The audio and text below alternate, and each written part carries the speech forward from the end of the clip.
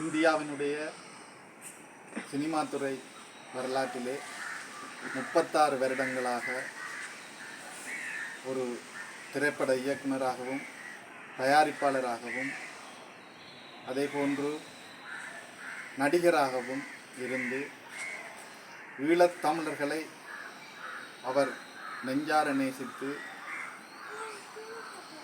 இன்று எங்களை விட்டு பிரிந்திருக்கின்ற பாரதி ராஜா அவர்களை நாங்கள் இன்று நினைவு கூறுகின்றோம். அவரை பொறுத்தவரையிலே 1941 ஆண்டு அவர் தமிழ்நாட்டிலே பிறந்தார். அவர் பிறந்து தன்னுடைய 17வது வயதிலிருந்து இந்த திரைப்படத்துறைக்கு வந்து கிட்டத்தட்ட 36 வருடங்களுக்கு மேலாக திரைப்படத்துறையிலே இருந்து மக்களது மனதிலே பாரதி ராஜா ஒரு நீங்காத இடத்தை பிடித்த ஒரு தயாரிப்பாளர். ஆரம்ப காலத்திலே கிராமிய வாழ்க்கை முறையை சினிமா துறையினூடாக படங்களூடாக அவர் கொண்டு வந்து மக்கள் மனதிலே பாரதி ராஜா ஒரு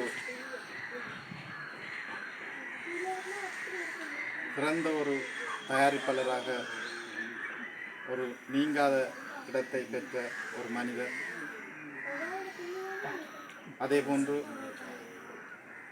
எங்களுடைய ஈழத்திலே வாழ்கின்ற தமிழ் மக்களை மிகவும் ஆழமாக நேசித்த ஒரு மனிதர். இந்த மக்கள் இந்த மண்ணிலே ஒரு சுதந்திரமாக வாழ வேண்டும், அவர்கள் தங்கள் உரிமைகளோடு வாழ வேண்டும், இந்த மக்களுடைய விடுதலை வென்றெடுக்கப்பட வேண்டும் என்று பல கனவுகளோடு வாழ்ந்த ஒரு மனிதர் பாரதி ராஜா அவர்கள். அவர் தமிழ்நாட்டிலே இருந்தாலும் ஈழத்தமிழர்களுடைய இந்த வாழ்வியலை நேரடியாக இங்கே வந்து பார்த்தவர். 2002 ஆண்டு விடுதலை புலிகளுக்கும் ஸ்ரீலங்கா அரசாங்கத்துக்கும் இடையிலே நடைபெற்ற சமாதான பேச்சுவார்த்தை காலத்திலே அவர் வன்னிக்கு வந்து கிளிநொச்சிக்கு வந்து தலைவர் அவர்களை சந்தித்து போராளிகளை சந்தித்து அவர் இந்த மக்களுடைய வாழ்வியலை நேரடியாக பார்த்து விட்டு சென்றவர். அவர் இந்த போராட்ட வரலாற்றை தான் ஒரு படமாக ஆக்க வேண்டும் என்று ஆசைப்பட்டவர். ஆனாலும் அது நடைபெறவில்லை அவருடைய காலத்திலே. இருந்தும் அவருடைய எண்ணங்கள் சிந்தனைகள் எல்லாமே இந்த ஈழத்திலே வாழ்கின்ற தமிழ் மக்கள் அவர்கள் விடுதலை அடைய வேண்டும், அவர்களுடைய வாழ்விலே ஒரு முன்னேற்றம் ஏற்பட வேண்டும் என்று ஆழமாக நேசித்தவர். அதே போன்று எங்களுடைய விடுதலை போராட்டத்தையும் எங்களுடைய தலைவர் அவர்களையும் மிகவும் ஆழமாக நேசித்து உலகளவிலே அவர் பல இடங்களிலே பல மேடைகளிலே உரத்து குரல் கொடுத்தவர். அப்படிப்பட்ட ஒரு மனிதரை நாங்கள் இன்று இழந்திருக்கின்றோம்.